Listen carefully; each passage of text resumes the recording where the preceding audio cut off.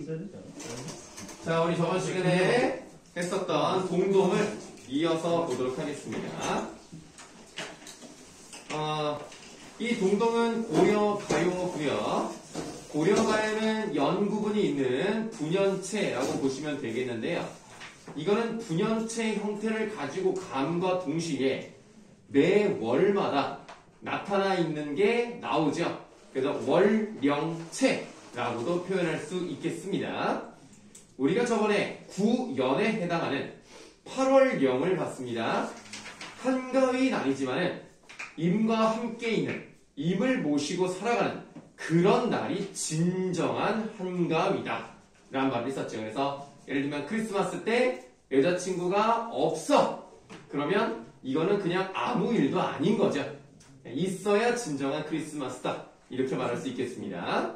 그리고 선물 받는데 누구한테 받아? 부모님한테 선물 받아? 여자친구한테? 은규 받아요. 은규한테요? 네, 은규가 누구야? 은규가 누구야? 육가수공교 앞에서 누굴까요?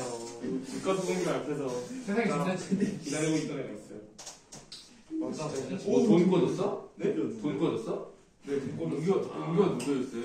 너무 나도 몰라. 여자예요? 네. 네. 봐봐. 내가 하나에 보면 봤어요. 수상의 전자친이요? 야 누구였어? 아니 내가 부러진 적이 없는데 걔 때문에 내 손이 한 번 부러졌었어. 아 진짜 개쎄 진짜. 아 그냥 뭐가 좀 길게 설명해. 자, 그럼 보도록 하겠습니다. 9월 9일에, 음력 9월 9일은 중양절이라고 합니다. 예, 중양절인데요. 뭐 여러분들은 잘 모르실 거예요. 그냥 남자들은 그냥 시를 짓고요. 여자들은 이제 집에서 국화전을 만들어 먹는 풍습이 있었다고 하네요. 자, 9월 9일에 약이라고 먹는 황화꽃이 안에 들었습니다.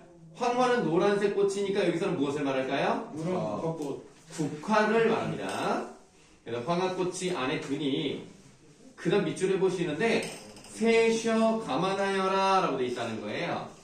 이게 학교에서 어떻게 가르칠지 모르겠습니다만 선생님이 편의상 하나로만 말씀을 드리도록 하겠습니다. 그래서 세셔라는 것은 초가집으로 해석을 하고요. 감안하여라 라는 것은 조용하구나. 이렇게 해석이 된다고 보시면 되겠습니다. 이 말은 이 초가집이 조용하다는 건 뭐예요? 자기 혼자 있다는 뜻이겠죠? 네, 그래서 외로움과 관련된 쓸쓸함의 이야기라고 보시면 되겠고요. 이 9월 부분은 그렇게 중요하지 않아서 시험에 잘 나오지 않습니다. 네? 패스. 네. 자, 그럼 이번에는 10월로 한번 가보도록 하겠습니다. 자, 10월에요. 점이연바랏이라고 되어 있습니다.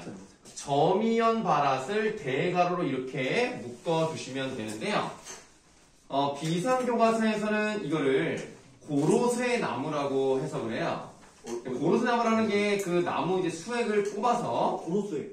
네, 그런 거를 이제 먹기도 한단 말이에요. 건강 음료? 뭐 건강 식품으로 먹는데 일반적으로 나는 그렇게 해석하기보다는 자, 뭐라고 보시면 이게 점이다 하는 게 뭐예요? 점이는 게. 그 소금의 점이다. 그건 절이는 거고. 아니야, 뭐 점이는 거 있는데. 아, 이제 점맨다 이렇게. 아니야, 그거 말고. 근데 생선을 생선을 이렇게 생선 점여놓는 거. 이거 얇게 썬다는 거죠. 점인다라는 게. 사심을 든다. 사시미를 뜬다고요? 맛있겠다. 그래서 점이연 바랏이라는 것은 어떻게 해석을 하냐면 점여놓은 보리수 나무 뭐 이렇게 해석을 해요. 보리수가 뭐예요? 나무 이름입니다. 그냥 보리수라는 나무가 있어요. 그런데 왜 이렇게 해석을 하냐면요. 음력 10월에요. 보리수 나무에 열매가 달려요. 그래서 그 당시에는 이제 먹을 게 많지도 않고 그리고 산에 있는 열매도 많이 먹었으니까 그걸 이렇게 똑 잘라. 딱 잘라가지고 그걸 이제 점에다가 표현하는 거예요. 딱 잘라가지고 어떻게 그 열매를 이제 따먹는 거죠. 그리고 이렇게 딱 먹으면 뭐만 남아요? 씨. 아니 가지. 가지만 남죠? 그럼 가지 남으면 어떻게 해 이제? 장작으로 하죠. 차들을 아니 그게 아니고 다 먹었으니까 버려요. 버려요. 그럼 지금 이거는 누구를 나타내는 거야? 나? 자기를 나타내는 거지. 버려진다. 버려졌다는 겁니다. 네, 그래서 버려진 보리수 나무 이렇게 해석을 하는 거예요. 그러면 뭐였어요? 저면허 아, 이렇게 쓰시고 그 다음에 이제 해석이 나와요. 꺾어 버리신 후에 라고 돼 있죠? 자, 꺾어 버리신 그 앞에다 꺽쇠 여시고요. 꺾어 버리신 후에 지니실 한 분이 없으시구나 하고 닫아보시면 임에게 버림받은 신세를 한탄하는 내용이구나 이렇게 생각하시면 됩니다.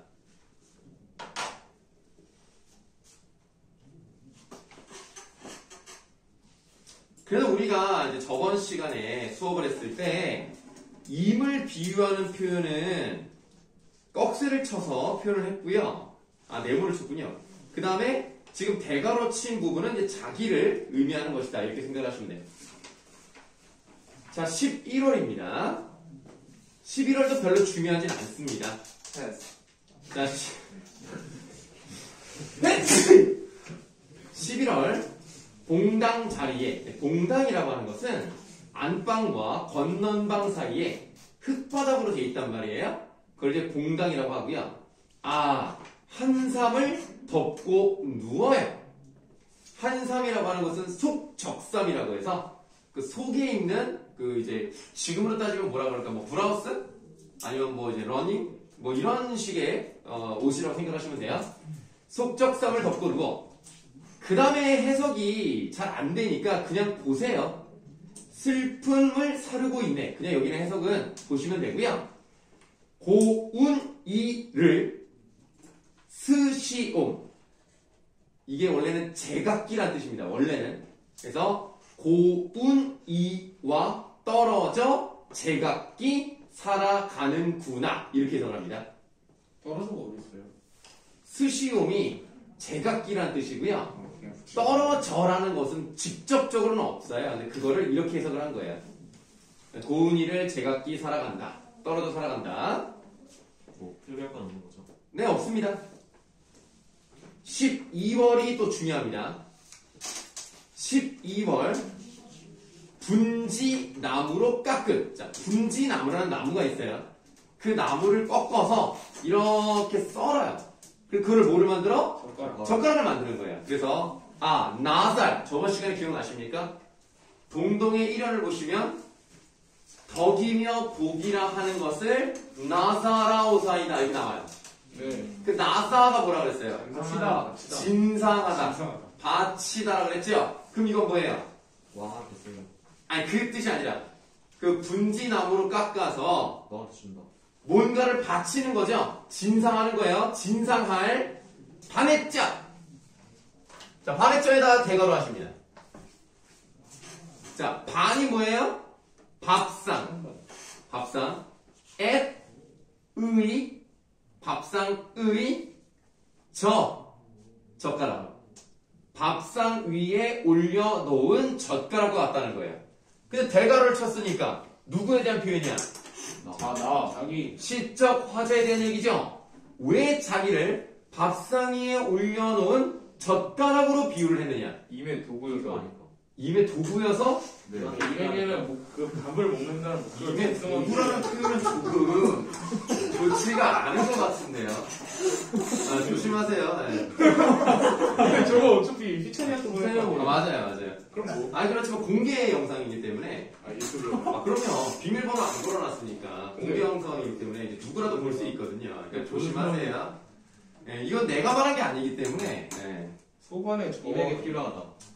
자, 읽어보겠습니다. 님의 앞에 들어서 어리론, 가지런히 나왔어요. 근데 손이 가져다가 문화삼노이다. 손이 가져다 묵니다. 여기서 손이 뭐예요? 손. 핸드. 핸드 아닙니다. 임? 아닙니다. 손님. 아니 손님이에요. 그러니까 내가 사랑하는 사람을 위해서 이렇게 딱 바치려고 했는데 딴 사람이 가져간 거야. 그러니까 임과의 사랑이 이루어지지 않은 거거든요. 그러니까 다른 사람에게 시집을 간 처지를 비유한다. 이렇게 해석을 합니다. 그래서 이 대각을 친 부분은 임과의 사랑을 이루지 못한 화자의 처지를 비유하는 것이다. 이렇게 해석을 하시면 돼요.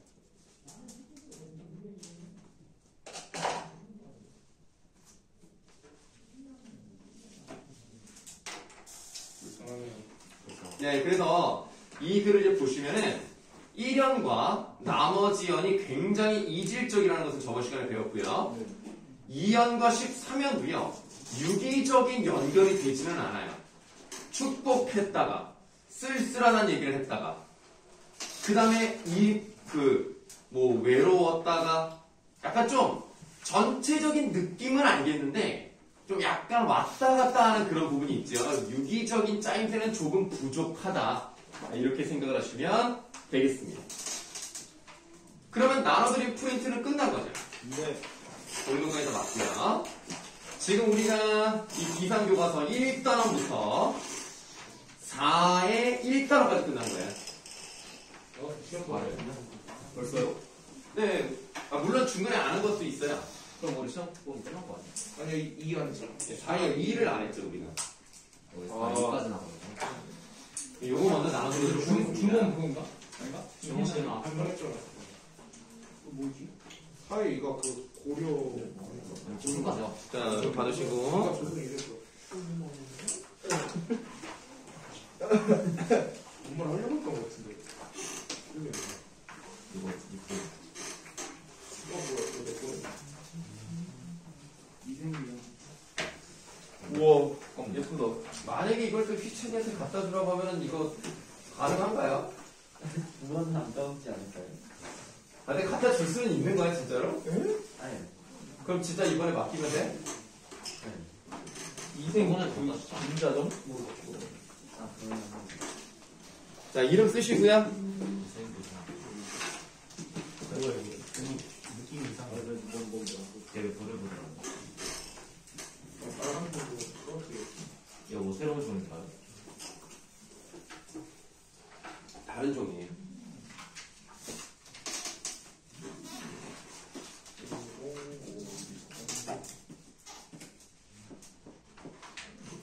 몇 번이죠? 몇 번이 그거야? 2066 맞아요. 3번이죠. 이거 왜요?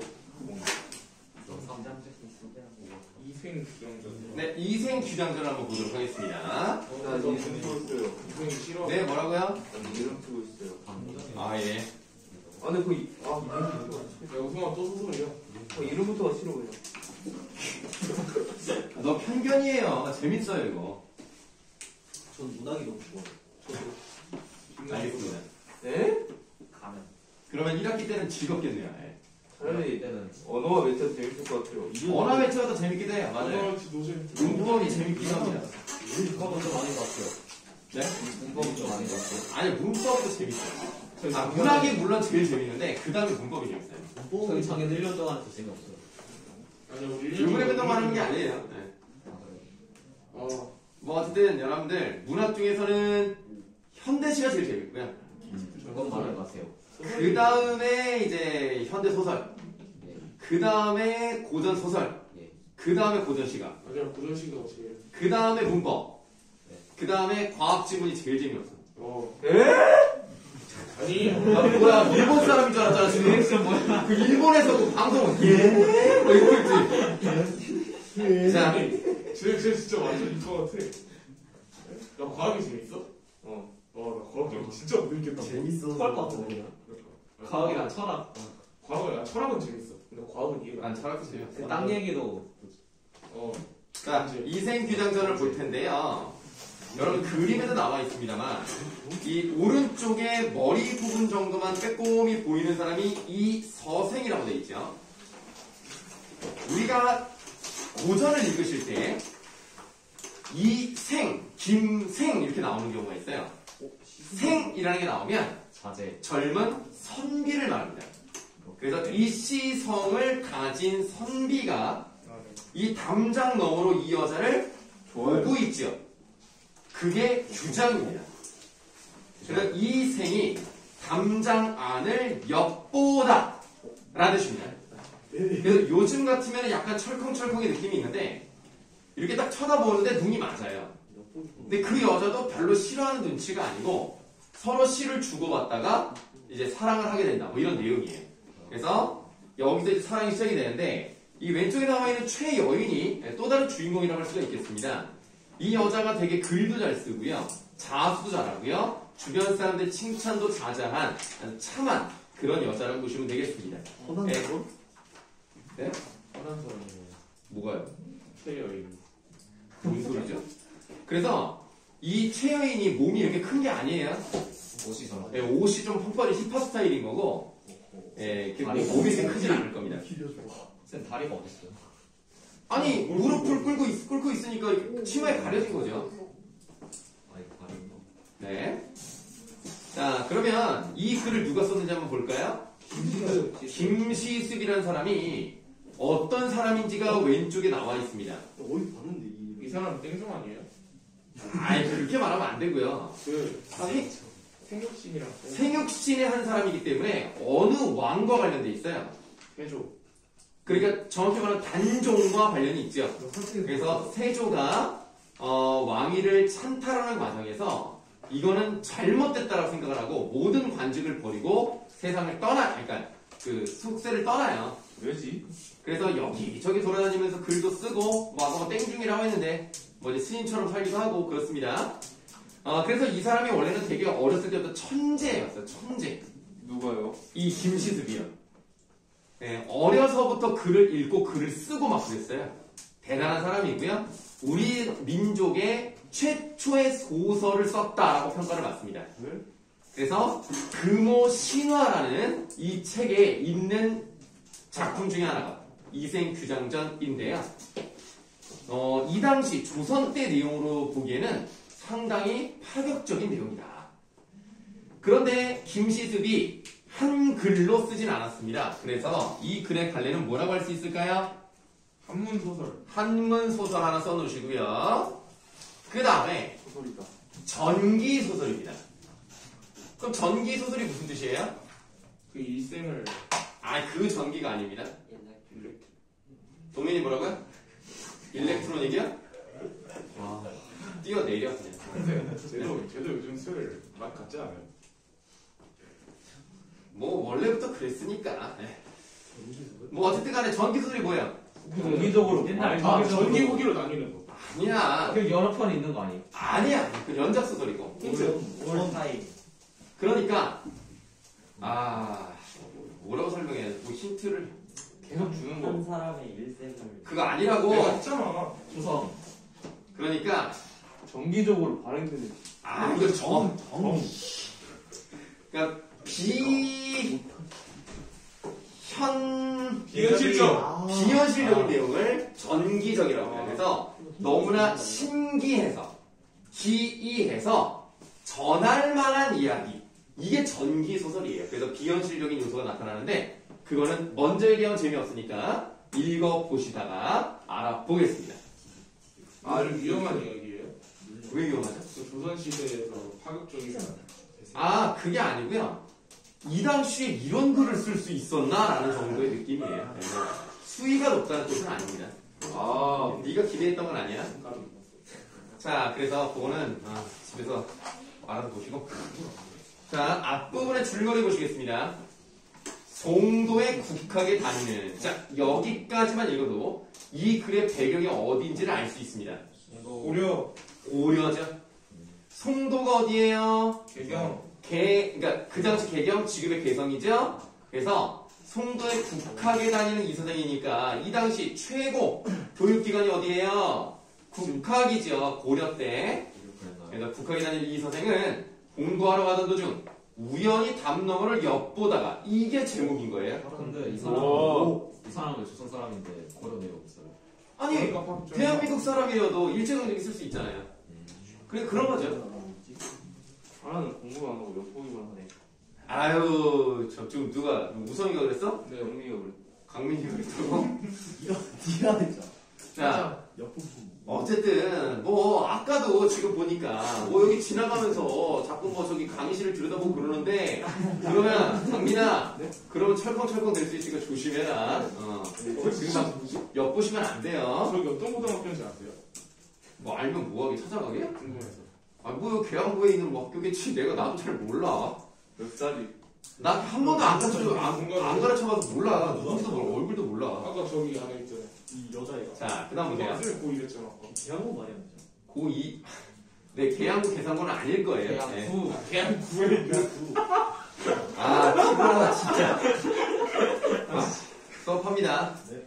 최여인의 아름다움에 매혹된 이 서생은 그녀에게 시를 써서 담 너머로 보내고요. 이후 최여인으로부터 만나줬다는 편지를 받아요. 그리고 두 사람은 시를 주고받으며 깊은 사랑에 빠집니다. 하지만 아들의 행동을 수상히 여긴 이 서생의, 자, 그 앞에 각진가로 여시고요. 이게 중요합니다. 이 서생의 아버지는 이 서생을 집 앞으로 내려보내요. 너 왜 이렇게 밤늦게 들어오느냐? 너 새벽에 뭐하고 들어오느냐? 물어보는 거야. 그래서 사실은 친구 집에 가가지고 공부를 했습니다. 근데 나중에 이제 걸리거든요.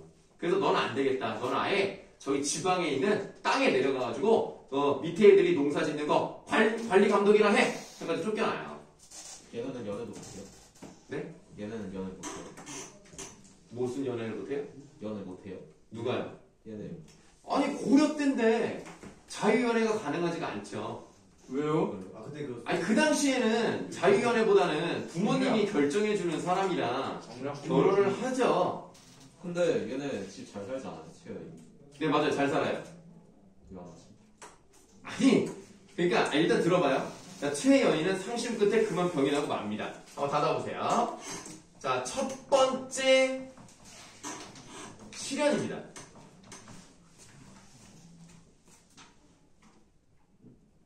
첫 번째 시련이라는 말은 뭘 또 의미할 수 있어요? 두 번째 시련. 두 번째 시련도 있겠구나. 자, 지금 얘네가 어떠냐면 일단은 만나서 즐거운 시간을 보냈다가 걸려서 헤어져요. 그러니까 아빠가 상당히 가부장적이죠.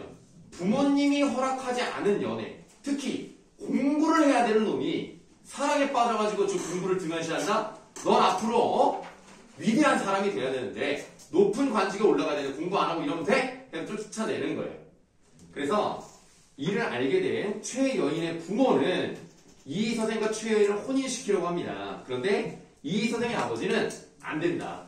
내 아들은 공부를 해야 되고 그리고 좀 이런 말하면 그렇지만 그쪽 집안보다 우리 집안이 좀 못 살긴 해도 문벌에도 높은 집안이다.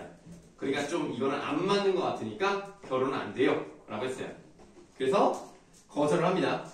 그러나 최여인 부인의 설득으로 이 선생의 아버지는 생각을 바꾸고 이 선생과 최여인을 혼인하여 행복한 시간을 보내요. 어떻게 설득을 하냐면 결혼식 비용 모든 비용을 우리가 다 대겠습니다. 왜냐면 얘네는 돈이 좀 있거든요. 근데 이 선생의 아버지가 콜 그러면 결혼시키겠다. 좋아하는 거예요? 네. 거기가 가장 결정적이었어요. 그 모든 결혼식 비용 그 다음에 혼수 그리고 이제 보내는 예단 다 우리가 하겠다. 집도 사줘요. 재밌다. 집을 사준다는 내용은 없었던 것 같아요. 그래도 모든 걸 다 해주겠다.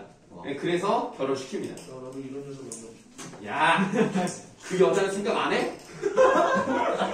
야, 나 웃어봐. 이게 이기적이야, 너는. 고려해서. 그래도 이제 그 사람이 이제 그 초록마을 막, 그 딸 아니에요? 초록마을 회장딸? 자연들이? 아, 자연드림이었냐? 자연드림 회장딸. 네. 그럼 맨날 그것만 먹는 거야, 평생. 근데 이제 익숙해져서 맛있더라고요. 알겠어요. 자연들이 맛있다. 어? 자연들이 맛있잖아. 근데 자연들이 과자 먹다가 에? 맛있는데? 자연들이 과자가 맛있다고 새우깡이? 저요. 자, 그래서 일단 지금 어떻게 되냐면 만나고 헤어지고 만났죠. 자, 그 다음 다시 헤어지고. 신축년에서 또 각진가로 하세요. 혼문적이나. 신축년에 혼건적인 난이 일어나 양가의 부모는 물론 최여인도 죽어요. 간신히 이 선생만 살아남게 된다. 다 드시면 이게 뭐예요? 두 번째 시련. 두 번째 시련이죠. 자, 만나고 헤어지고 만나고 헤어졌어요, 지금. 이거 어렵죠, 지금? 그러니까 지금 최여인하고 최여인의 부모하고 이생의 부모도 다 죽고 이생만 남은 거예요. 근데 이생이 자기도 물론 무서우니까 막 도망가다가 나중에 정신 차려보니까 자기만 이렇게 도망 나온 거야. 다 죽었어. 얼마나 마음이 아파. 내가 지켜주지도 못했다 이런 생각을 하겠죠. 자을? 아니야. 그럼 벌써 내가 끝나지 그러면. 자, 한편 이 선생은 황폐한 들에 숨어서 목숨을 보존하다가 도적의 무리가 떠났다는 소식을 듣고, 자, 도적의 무리에다가 세모하세요. 이 도적의 무리가 누구를 말하는 거야? 한번더 아, 홍건적. 홍건적입니다. 그러니까 사랑에 장애물. 시련을 주는 요인이 되겠죠. 그렇구만.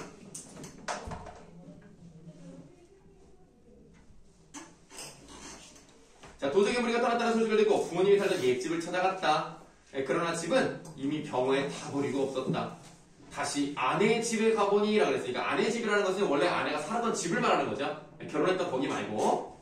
그랬더니 밑줄 아세요?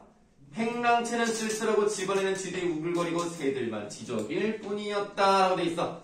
자, 지금 최현 집 어떻게 됐어요? 봤어. 네, 폐허가 됐어요. 폐허가 됐다는 것은 단순히 어떤 사실을 전달하는 것 이상으로 어떤 것도 알려주다고 볼 수 있겠습니까? 처참한 삶. 아, 그렇죠. 여기서는 이제 이생의 참담한 심정을 이 선생의 정말 이상한 이생이랑 이 선생이랑 같은 거예요. 네, 심정을 환기합니다.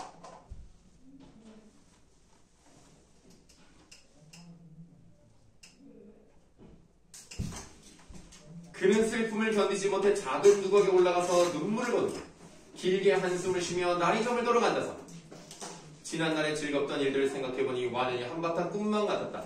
일단은 이게 여러분들 지금으로부터 한 550년 정도쯤에 쓰여진 거예요. 진짜 옛날 소설이잖아요. 그런데도 굉장히 스펙타클하죠. 오. 내용이 재밌어요. 자, 밤중이 거의 되자 다음 쪽 희미한 달빛이 들불을 비추는데 낭하에서 발자국 소리가 들려왔어요. 그 소리는 먼데도 차차 가까이 나타났어요. 살펴보니 에서 대걸어입니다. 살펴보니. 네. 살펴보니 사랑하는 아내가 거기 있었어. 띠로리. 자, 최여인의 뭐라고 보시면 돼요? 시체? 야이씨. 영원. 환상. 실체가 뭐 좀비야? 환상. 어? 병상. 영원. 환신. 그러니까 애매한 거예요. 귀신이라고 말하기는 뭐하고 살아온 사람이라고 말하기도 뭐하고 육체가 있다고도 없다고도 말하기 어려워. 약간 애매한 그런 상태예요. 거기 있었다가 싶잖아요. 네, 이게 바로 어떤 요소가 돼요? 전기적. 전기적인 요소가 됩니다.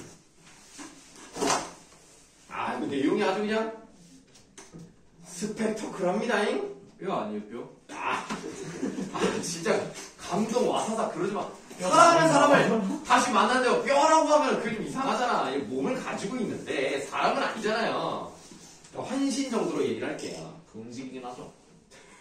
내 말도 하고 움직이기도 하고 같이 살아요. 네. 우렁덕지. 그래서 이 서생은 그녀가 이미 이승에 없는 사람임을 알고 있었으나 너무나 사랑하는 마음에 반가움이 앞서 의심도 하지 않고 말을 했습니다. 그러니까 여러분들 엄밀히 말하면 이 여자의 시체는 어딘가에 있어요. 근데 그 귀신 영혼이 육체를 입고 온 것처럼 나온 거야. 좀 육체를 입었다고 말하기 좀 애매하지만 그냥 어쨌든 뭐 같이 사니까 뭐 육신을 가지고 있다 이렇게 말해야 되겠죠?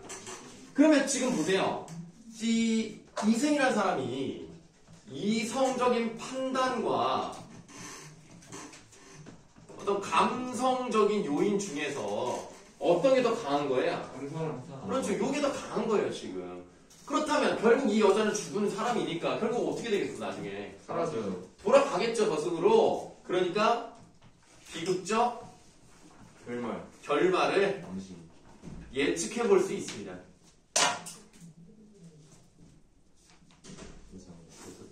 몰라 봤어.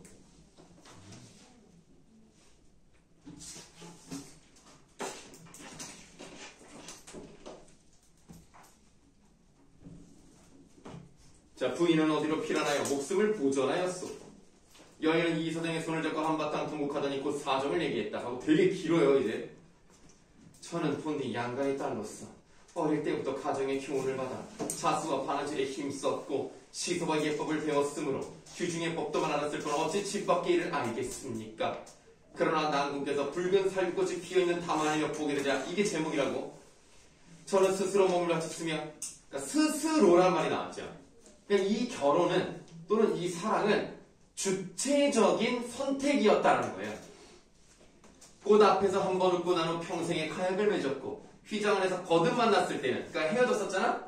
그럼 다시 만났죠? 결혼하게 됐단 말이야? 이 휘장 속에서 거듭 만났을 때는 정이 100년을 넘쳤습니다. 사세가 이렇게 되자 슬픔과 부끄러움을 참아 견딜 수 없었습니다. 그러니까 이제 뭔가 역사적 사건이 일어났죠? 홍건적이 쳐들어왔고 죽게 되었어요.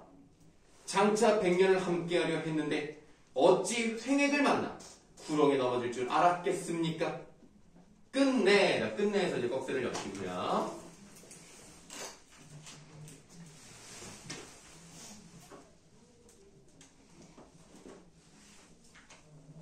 끝내 이리 같은 놈들에게 정조를 잃지는 않았지만 몸뚱이는 진흙탕에서 찢김을 당하고 말았습니다. 한번 닫아보세요.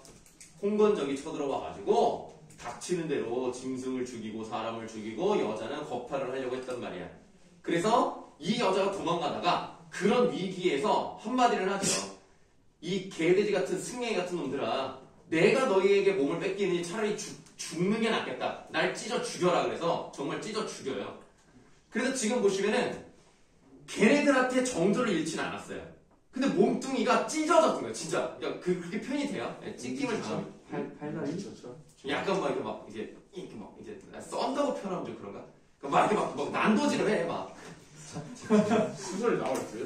예, 소설에는 그렇게 나와 있어요. 예, 그래서 뭐라고요? 잘못 들었나?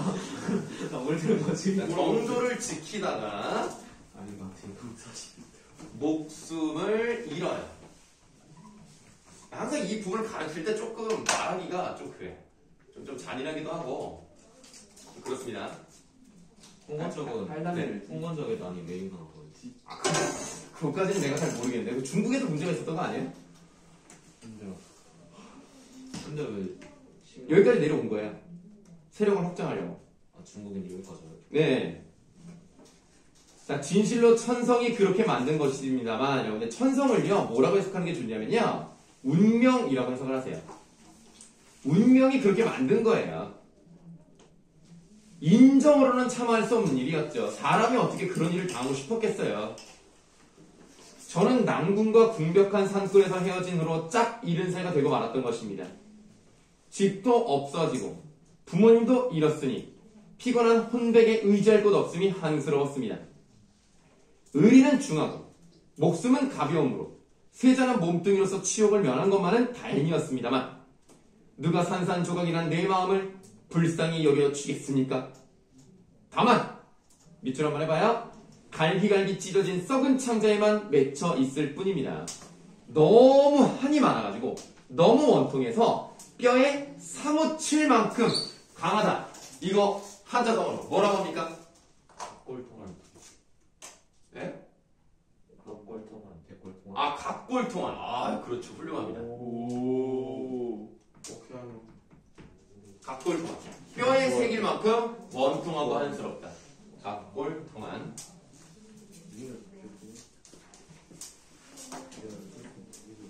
해골은 들판에 던져졌고 몸뚱이는 땅에 버려지고 말았으니 생각하면 밑줄 그 옛날의 즐거움은 오늘의 이 비운을 위해 마련해낸 것이 아니었던가 싶습니다.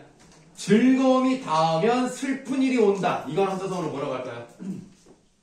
즐거움이 다음에 슬픔이 남자 아니에요? 아는데. 락은 안 들어가요. 그 초성인지. 어? 히. 시 안 들어가요. 레는 들어갑니다. 초성인지. 힙이 그렇죠. 설왕설래 아니고. 흥왕 흥왕. 아니고 막내 흥망. 흥저. 흥정. 흥자. 흥재. 막내 그냥 모르는 거 아닌데요? 아니 무슨 비래 일단 비. 비례 흥자. 정. 온다. 내가 올려. 갑니다 그냥. 원래야 원래. 흥진. 흥진. 아니네. 흥진 비례. 흥이 닿으면 그러니까 즐거운 것이 닿으면 슬픈 일이 온다. 흥진비례. 이런 거 시험 때 나올 수 있는데. 아, 지금 이게 계양고는 만약에 이게 나오면 계양고는 좀 이런 걸 좋아하거든요. 맞아요. 계산고는 모르겠어요. 계양고는 예전에는 아예 무슨 프린트를 둬서 한자성어 100개, 속담 100개. 근데 중일 때 하잖아. 이런 때 했는데 5일 때. 아, 고1 때 했어? 이상한 프린트 뒤에 붙어 있는 거 외워. 그런 걸 좋아해요, 계양고가 좀. 이투스 거기서 다운받아보고 무슨이냐? 계산고는 그런 거 안 하죠. 그냥 저희 이번에 어렵. 의문의 변동만 계속 하죠. 아 그렇죠. 네. 여기는 이제 의문의 변동 그 성애자? 네. 의문의 변동애자. 아 근데 그런 사람이 있는 거고. 네. 아니 안 봤어. 봤어? 자, 다음. 남녀성자 자, 그러나 이제 봄바람이 깊은 골짜기에 불어와서 환신이 이승에 되돌아왔습니다. 낭군과 저와는 3세의 깊은 인연이 맺어져 있는 뭐 오랫동안 뵙지 못한 점을 이제 되살려서 결코 옛날의 맹세를 저버리지 않겠습니다. 낭군께서 지금도 자, 네모해봐요. 3세의 인연이라고 표현되어 있어. 이 3세가 뭐야? 본인. 아들 3세의 뜻이 뭐예요? 현세. 전생, 현생, 내생입니다. 그럼 지금 이거는 배경되는 사상이 어떤 사상이에요? 불교. 그렇죠. 불교의 윤회 사상이에요. 이런 것들을 보면 이 글은 유교적인 가치관만 얘기하는 글이 아니고 불교의 윤회 사상도 밑받침에 깔려 있다는 걸 알 수가 있습니다.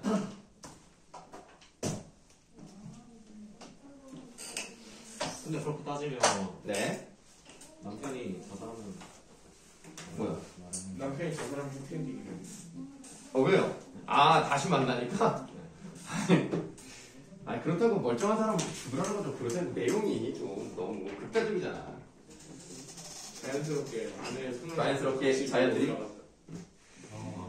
자, 3세의 인연을 알아주신다면 끝내 고이 무엇일까 합니다. 누가 한숨 쉬었어? 누구야? 여기 두명 빼고 나 뒤에 다. 찢었다. 무대를 지금 자, 진짜 지지했어. 3세 인연을 알아주신다면 끝내 고이 무엇일까 합니다. 낭군께서는 허락해 주시겠습니까? 이 선생이 기쁘고 또 고마워서 그것이 본디 나의 소원이요 하고는 서로 즐겁게 심정을 털어놓았다. 아, 이 그림도 보시면 여자가 또 몸이 커 보이는데 아니에요. 옷이 큰 거예요. 임신 아니야. 슈퍼우량. 자, 태성이 들어있다. 태성이. 저 3.96이었대요. 대단하다. 에? 태어날 때. 그밖에 안 왔어? 어? 그밖에 안 왔어? 나 5.9 아니야? 5.9 이런 거 아니야? 저 우량은 아니었어요. 알았어. 4부터가 우량한데. 4.36 선생님은 4.36? 4.3 4.3? 뭐야? 선생님도 그 정도로 태어났어요. 3.9요? 보통 아니, 4점. 우리 우리 엄마가 4.5라는데 솔직히 못 믿겠고 어쨌든 크게 태어난 건 맞는 것 같아요. 근데 이렇게 됐네. 키 크지 않아요. 그래도. 아, 키랑 무슨 상관이야? 우량하면 난 뭐지? 자, 다음 가겠습니다. 레전드네. 자, 이윽고 이야기가 가산에 미치자 여인은 말하였다. 조금도 잃지 않고 어떤 산골짜기에 묻어두었습니다. 우리 두 집 부모님의 해골은 어디에 있소? 하는 수 없이 어떤 곳에 그냥 버려두었습니다. 서로 쌓였던 이야기가 끝나고 잠자리를 같이 하니 지극한 즐거움은 옛날 것 같았다. 그러니까 이게 약간 좀 애매하죠? 잠자리가. 예. 잠자리예요, 잠자리. 슬립이에요. 건 아니에요. 귀신이랑 잠자리는 슬립이냐고 물어보는 거는 무슨 대답을 원하는 거예요? 그냥 내려가면 됐어요. 그게 아니거든요. 그럼함을. 아니, 왜 즐겁게, 왜 지극한 즐거움이겠습니까? 그럼함을. 그냥 누워서 자면 즐겁겠어요? 아니죠. 아 어떻게 윷놀이도 하고, 부르마블도 하고, 젠가도 하고, 좀 뭔가 이런 걸 좀 둬야 오랜 세월을, 그 다음에 이제 블럭도 쌓고, 만리장성도 쌓고, 뭐 이래야 되지 않습니까? 말리지 않고. 네, 그래서, 그래야 즐겁죠. 그냥 문 닫고 자면 뭐가 재밌겠어요? 이놈들아. 보세요. 자, 이튿날 여인은 이 선생과 함께 가서 매장한 곳을 찾으니 거기에는 금은 몇 덩어리와 재물이 약간 있었다.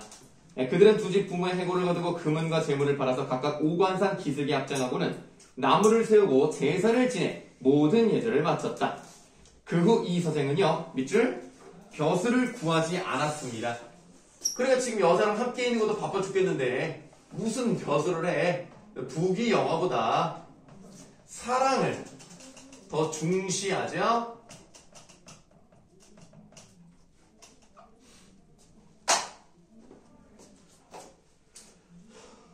힘드세요?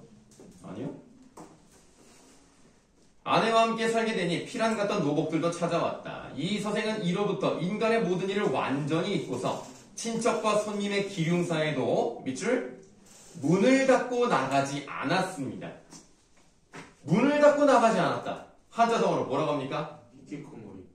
이거 뭔지 알아? 그 뭔지 알면 말씀을 하세요. 그걸 모르냐? 아니 그 부! 집 안에만 있어. 어? 부! 아니 부? 아, 부가 아니고 보. 아니 이거 진짜 보면 무조건 합니다 진짜. 모르는 거 아니에요? 초장일 때. 불? 네. 왜요? 불 들어가고요. 나가다가 뭐지? 좋은 분이시네. 출? 아, 두문 두문 불출. 아. 두문 불출. 알았어. 문을 걸어 잠그고 나가지 않는다는 뜻입니다. 그럴 때는 못 두문 불출. 언제였을 때? 이거 이런 거. 야, 너 기억이 안 나지? 안 했으니까. 아, 나 아니었구나.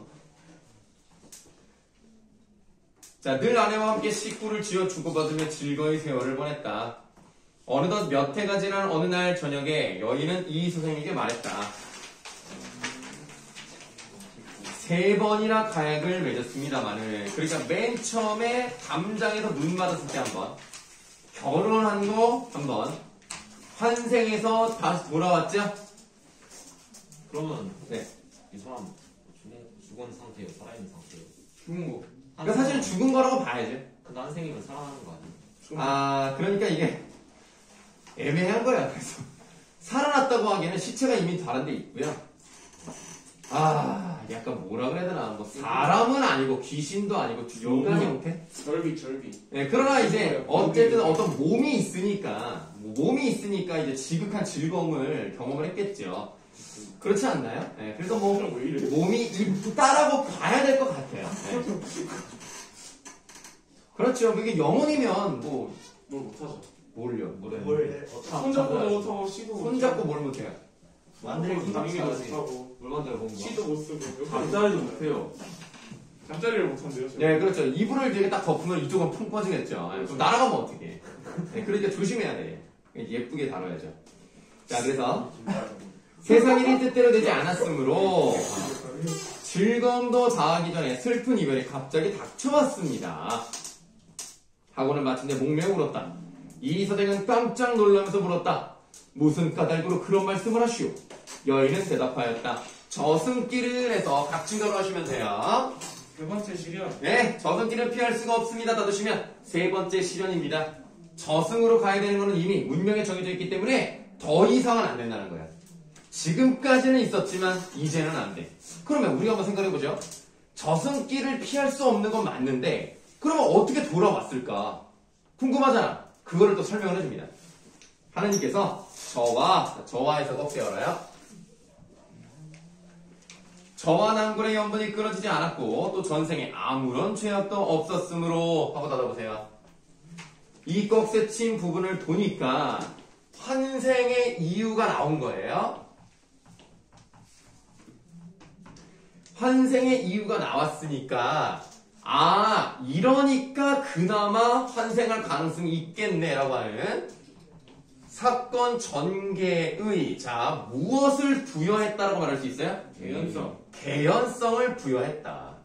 그럴듯한데 라는 느낌을 준다는 거예요.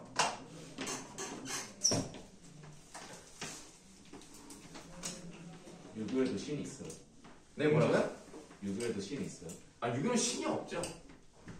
유교가 뭐야? 아니, 그 유학자들이 공부하는 거죠. 네. 오.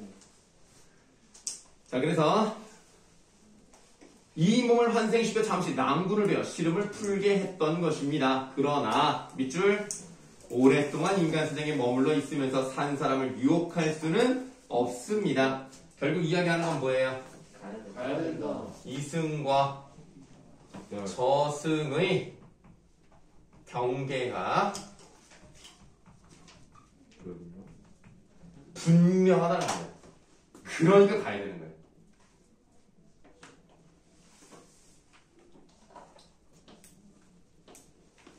하더니 시비에게 명하여 술을 올리게 하고는 옥루충곡에 맞추어 노래를 지어 부르면서 이 서생에게 술을 원했어요. 도적대에 밀려와서 처참한 싸움터에 뭘 죽음 당하니 원한도 짝 잃었네. 지금 이 두 줄은 어때요? 이미 있었던 일을 요약적으로 보여줬지요? 그 다음 원앙에다가 네모를 하시고, 혹시 범규는 그림을 그리는 건가요? 네? 아니죠? 색칠을 한다던가. 아무것도 안 했는데. 아무도 안 했어요? 네. 아, 오해를 했군요. 아니, 난 또 이 이생에다가 뭘 색칠을 하는 줄 알고. 아니. 아, 저거 내가 했는데. 알겠어요. 자, 그래서 원앙은 무엇을 의미하겠습니까? 자기. 네, 이서생과 최연을 말하겠죠. 자, 원앙도 짱이었네. 여기저기 흩어진 해골 근우가 묻어주리. 피투성이 그 유언은 하소연도 할 것 없네. 슬프다 이 내 몸은 무산선녀가 될 수 없대요. 무산선녀가 지금 설명이 안 돼 있는데요. 옛날 그 춘추 전국시대라고 있죠, 중국에. 네. 거기에 초왕이라는 사람이 있었습니다. 그 사람이 이제 꿈을 꿨는데 무산선녀를 만나요. 그래서 그 무산선녀랑 이제 헤어져야 될 거 아닙니까? 그 헤어질 때 이 무산선녀가 너무 아쉬워하지 말아라. 나는 항상 당신 곁에서 비가 되어서 내릴 수도 있고 구름이 되어 만날 수도 있다. 걱정하지 말아라. 뭐 이런 내용이에요. 그래서 항상 같이 있을 건데 무산선녀가 될 수 없다는 말은 이제는 더 이상 같이 있지 못한다. 뭐 이런 뜻입니다. 깨진 거울이 갈라집니다. 자, 여러분들 깨진 거울을 한자로 뭐라 그러죠? 창. 브로큰 미러. 브로큰 미러요? 깨질다. 깨질. 파였나? 파! 깨트릴 파창. 네. 그 창은 아니지, 더 왕은. 아 거울. 파, 경. 파경. 거울이요. 그 여러분들 요즘도 파경을 맞았다는 말 쓰긴 해요. 그 파경이 뭐예요? 결혼한 거, 낀 거. 이혼을 했다, 헤어졌다는 뜻입니다. 근데 여기서는 깨진 거울이 또 한 번 갈라졌죠. 이별을 거듭했단 말이에요. 그 얘기예요 지금. 깨진 거울이 갈라지니 마음만 쓰라리네. 이로부터 작별하면 둘이 모두 아득하네. 저승과 이승 사이 소식조차 막히리라. 자, 이 지금 한시를 보시면은 동민이가 색칠하고 있는 것 같은데요? 아, 이거는 진짜 확실히 봤어 내가 지금. 색칠하고 있는 거 맞지? 와, 슬병 예쁘네. 색칠하지 말고 설명을 들으라고. 자, 지금 우리가 이 한시를 통해서, 이 노래를 통해서 예전에 있었던 일도 나타났고요. 앞으로 어떤 일이 있을지도 나타났고요. 어떤 심정이도 나타났어요.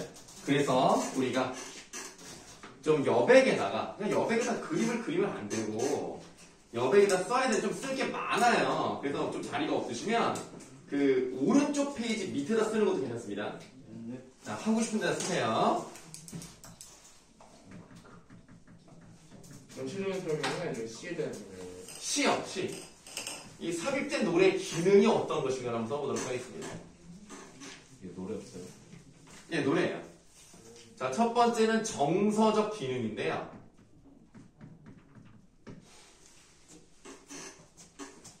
인물의 정서를 효과적으로 전달을 합니다. 그 다음에 두 번째는 상황을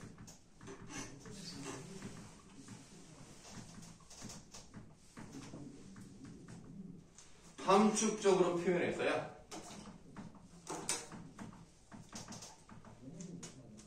낭만적 분위기를 형성해요.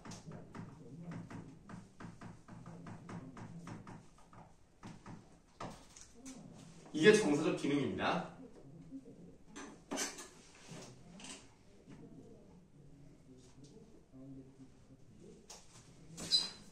자, 두 번째는 서사적 기능인데요. 서사적 기능이라고 하는 것은 이것이 내용을 전개시키는 데 있어서 어떤 역할을 하는가, 그런 거를 보는 겁니다. 그래서 이전의 사건을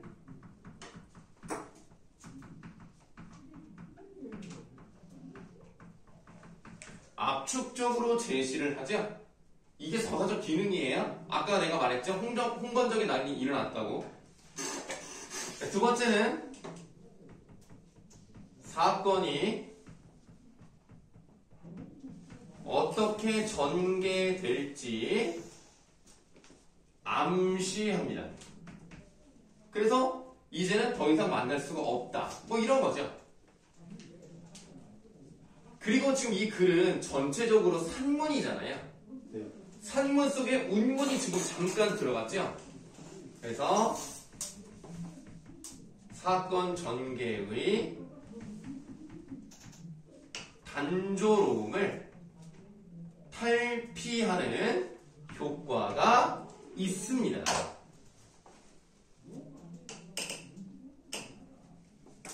끝이에요? 네. 이생주장전이 시험범위에 들어가면요. 이거는 안 물어볼 수가 없어요. 이거는 진짜 나온다고 생각하시면 돼요.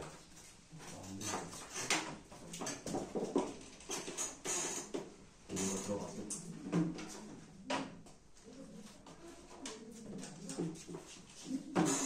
이 글은 계속 어때요?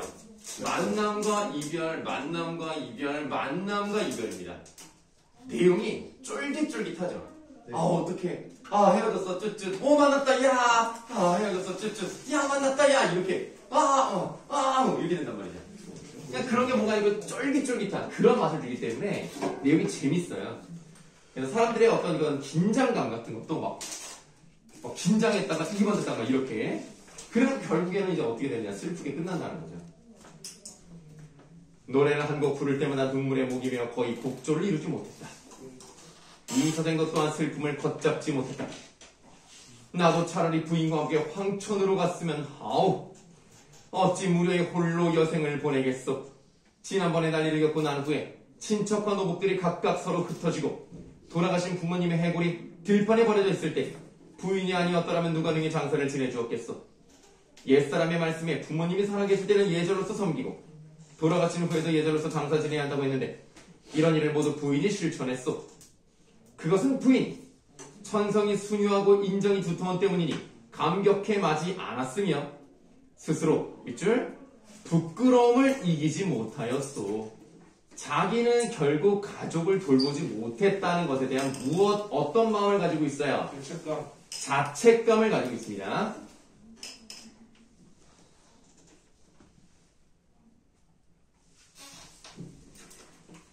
부인은 이승에서 오래 살다가 100년 후에 같이 세상을 떠나는 것이 어떻겠소?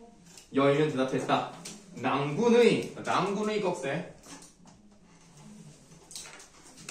낭군의 수명은 아직 남아있으나 저는 이미 저승의 명부의 이름이 실려있으니 오래 머물러 있을 수가 없습니다. 만약 굳이 인간 세상을 그리워해서 미련을 가진다면 저승의 법에 위반됩니다. 그렇게 되면 죄가 저에게만 미치는 것이 아니라 낭군님에게까지 그 허물이 미칠 것입니다. 하고 닫으시면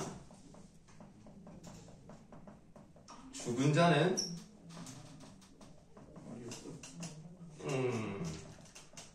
저승으로 가야 한다는 당위성을 강조합니다. 헤어짐 암시도 되는 거 아니에요? 네? 뭐라고요? 헤어짐을 또 암시하는 거잖아요. 아니 뭐 암시한다기보다는 이제 거의 끝났기 때문에 암시라고 하기에는 너무 가까워요 지금 결말이랑. 이번 헤어지면 끝인 거고. 네, 이게 끝이에요. 헤어지면 끝입니다. 이제 못 만나요.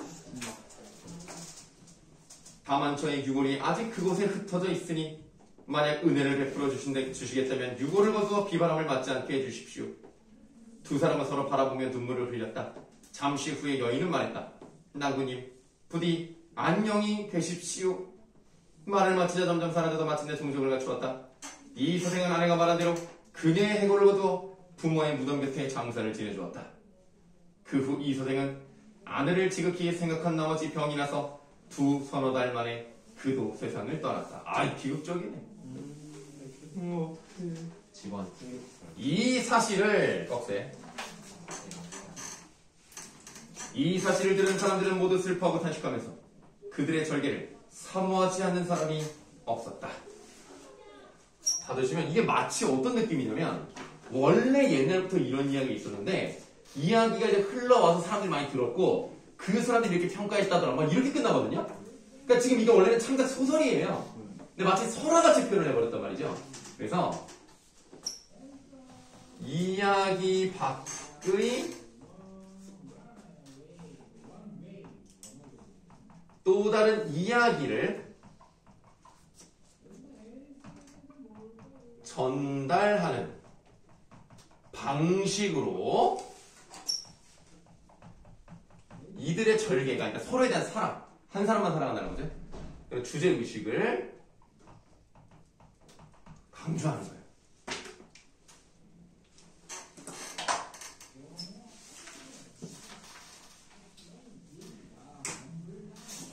그러면 우리가 하나만 생각을 해봐야 될 것이 고전 소설은 대체로 행복하게 끝이 나요. 네. 근데 이 글은 왜 이렇게 비극적일까? 평시 시대상에 그랬으니까. 고려가 그러니까 왜 이런 좋은 내용을 쓸 수도 있잖아요. 꼭 그때를 배경으로 안 해도 되잖아. 아니, 지금이 세조니까 그 소설은 대부분 엔딩이 사육신을 딱 추모하는. 그래서 뭐 여러 가지 해석이 있습니다만 뭐 단종에 대한 이야기일 수도 있고 뭐 사육신에 대한 이야기이기도 하다 뭐 이렇게 얘기를 해요. 그래서 결국 김시습 자체가 인생을 좀 불행하게 살았어. 그러니까 아무래도 세상을 바라보는 눈이 좀 부정적인 시각이 있을 수밖에 없어서 이렇게 비극적으로 그려내었다. 그래서 뭐 최씨를 뭐 단종으로 해석하는 경우도 있고요. 사육신으로 보는 경우도 있고 좀 그래요. 자, 그러면 쉬는 시간? 쉬는 시간. 그거 어떻게 시간이 있어요?